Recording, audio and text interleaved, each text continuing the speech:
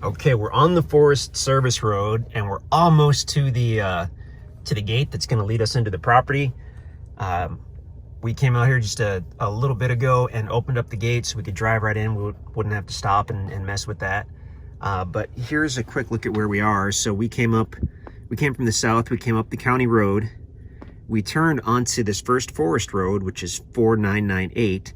We took a left onto the second forest road, which is Forest Road 4004, and we're getting close to what's labeled as the permitted road. So we're looking at this property on the north. It's 20 acres. This is a Forest Service permitted road, which is why we're allowed to have the gate within the Forest Service land. Pretty cool.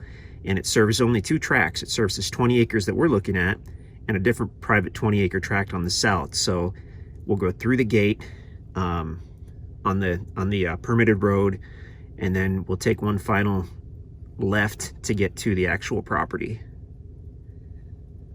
So you can see the shaded area on this map, the green shaded area, that's the Mark Twain National Forest. Unbelievable tract, bordered on three sides, the west, the north, and the east, by National Forest land. So you have literally tens of thousands of acres of land for additional recreation and hunting and trail riding, and it's just awesome.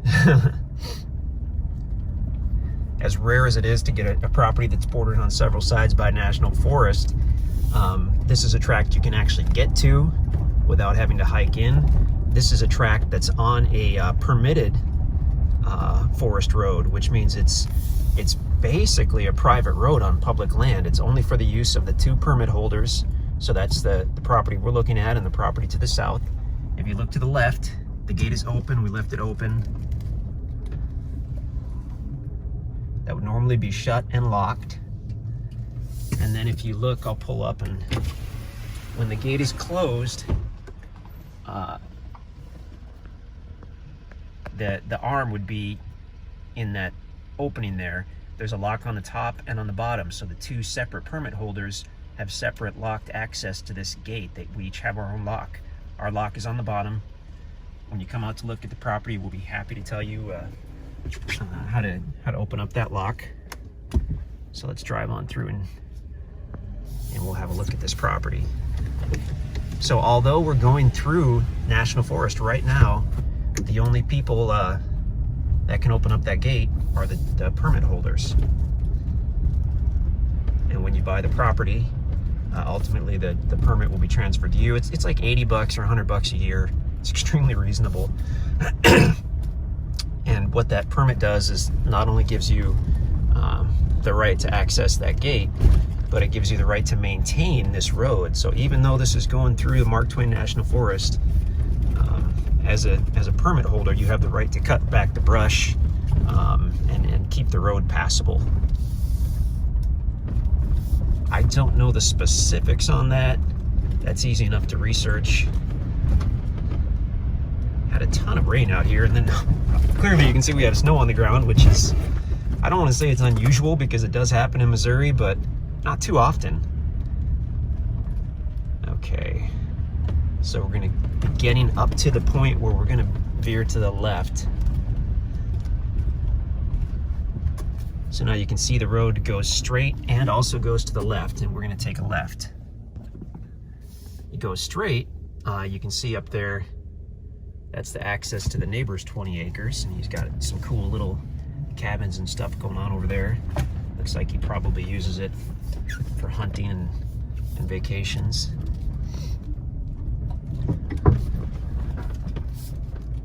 So we took a left, like I said.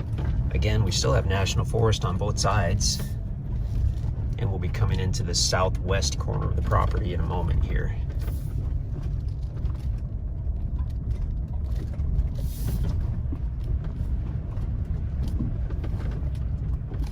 Okay, so be on the lookout on your right for the driveway.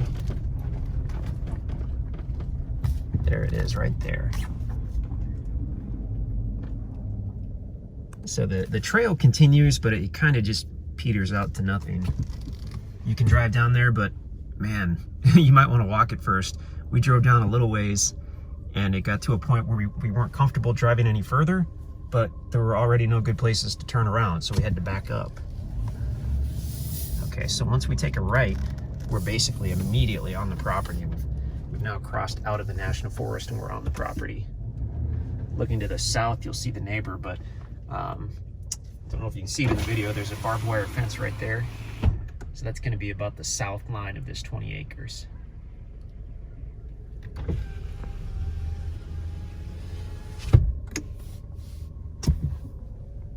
So National Forest on 3 sides, private 20 acres. We've got the driveway that goes in.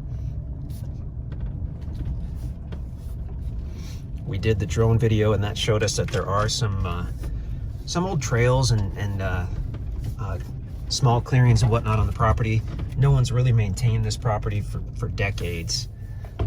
So if you were to come out here, even with the tractor and brush hog, you could likely open up some of these little trails. This is as far as we drove. We've got some trees down. From what we're seeing, looking at these stumps, I mean, it's been a long time since there was logging out here. Those stumps are 30 plus years old, I would guess. And you can clearly see there is some very tall timber on this property.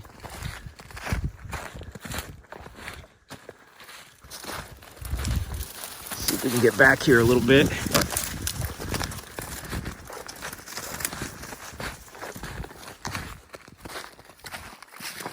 I mean, you've got just dozens of building sites. Just depends on really how private you want to be. If you wanted to, you could go, to the north side, to the east side, and build almost adjacent to the National Forest if you wanted easy access into all that public land. Or you could go right into the center of the property and be a hermit, and that sounds pretty good too. Here's a beautiful area right here. We've got some nice mature timber. There's already enough room for a small cabin.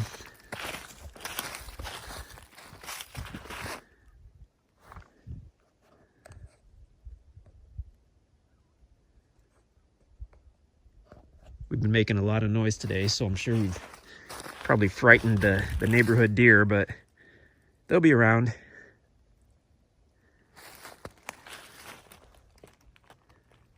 Just a gorgeous property.